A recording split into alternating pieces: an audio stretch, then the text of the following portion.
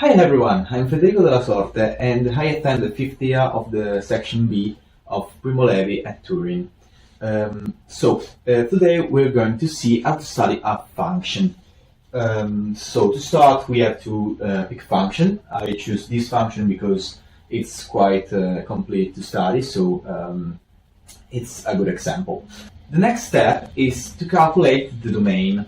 The domain is the range in which the function exists. For example, for linear functions, we have that it goes from negative infinity to positive infinity. Then, for rational ones, we have a condition, that is that the denominator must be not equal to 0. For example, in our case, we have that x squared minus 9 must be not equal to 0. But we're going to see this later. Then, for irrational ones, we have a distinction, because if the radical is even, the inside of square root must be greater or equal to 0. Otherwise, it could be anything. If we have square root with the radical, for example, with 3 as a radical, the inside could be even negative. Then, for exponential function, we have, as the linear functions, we have all numbers. And for logarithmic functions, we have another condition, that is that the argument of the logarithm must be greater than 0. Then I calculate the domain of our functions. And as I said before, we have that x squared minus 9 is not equal to 0. So x squared is not equal to 9, and x is not equal to positive or negative 3. So we can also write it in this way, that it's the range. So it goes from minus negative infinity to negative 3, from negative 3 to positive 3, and from positive 3 to positive infinity. Then we check the symmetry of the function. How can we do this? Well, we have to put f of minus x. If f of minus x is equal to f of x, then the function is even. If f of minus x is equal to f of minus x, the function is odd. In this case, we have that f of minus x is equal to minus x squared plus 1 over minus x squared minus 9. So all this is equal to x squared plus 1 over x squared minus 9.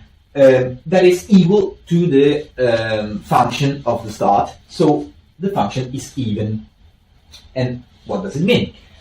Well, when the function is even, we have a symmetry over the y-axis. Otherwise, if we have that the function is odd, the symmetry is not on the y-axis but on the origin. So it's on the y-axis but also on the x-axis. Now we check the intersection with the axis. And how can we do it? Well, we have the intersection with axis x, and we simply put y equals to 0, so the function is equal to 0.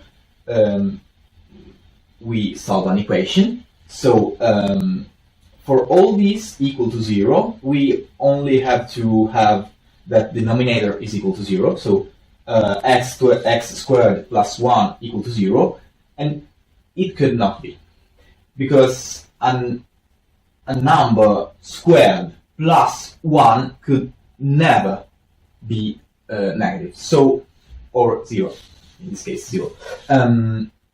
So it could not be. We don't have intersection with axis x.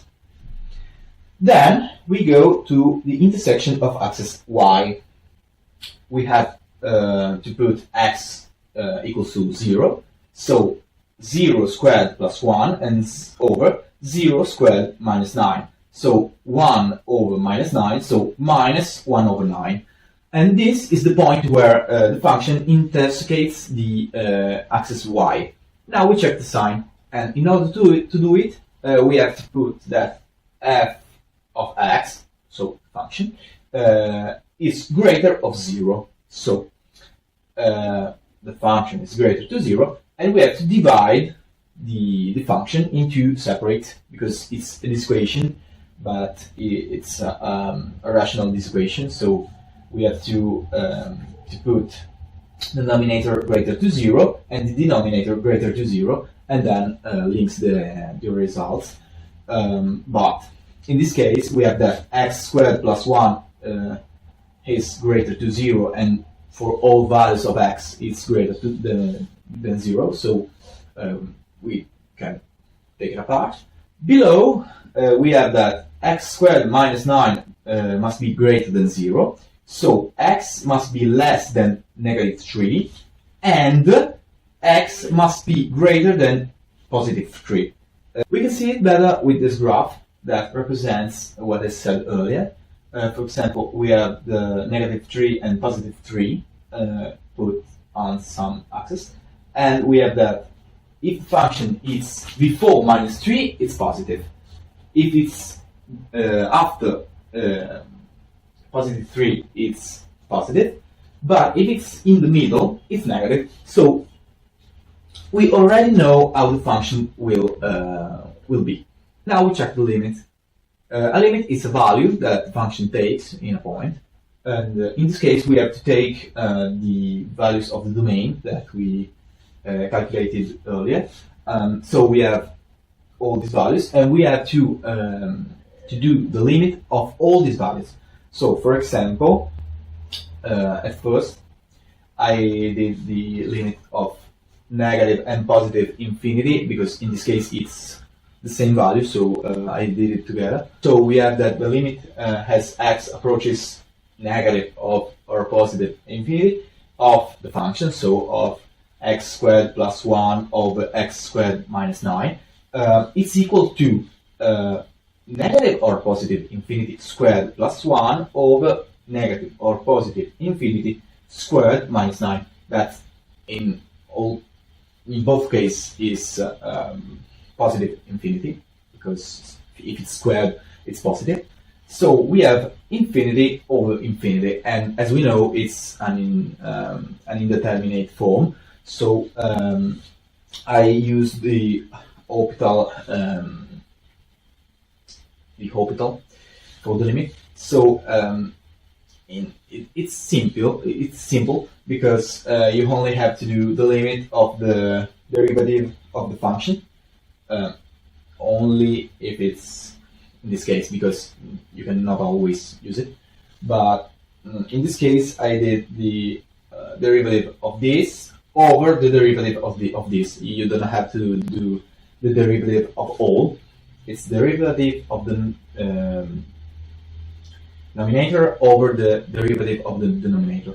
So it's 2x over 2x, that it's equal to 1. So in both positive or negative infinity, the value goes to 1, approaches 1. Then we have all the other limits. I do it quick because it's otherwise it would be too long. So the limit as x approaches minus 3 minus, it's positive infinity. The limit as x approaches minus 3 plus, it's minus infinity. The limit as x approaches positive 3 minus, it's minus infinity. And the limit as x approaches plus 3 plus, it's positive infinity. Now we have the derivative. So for the derivative, we have to calculate the derivative. So the derivative of this function is this one. I'm not gonna solve it here because it's too long. So we have that the derivative of the function we have, it's minus 20x over x squared minus 9 all squared.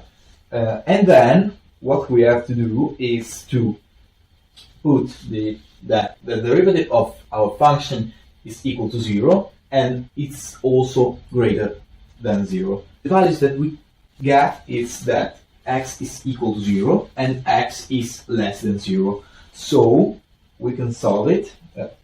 Here I simply found the y coordinate of the point of 0. So f of 0 is -1/9. That is the intersection with the axis y, as you remember.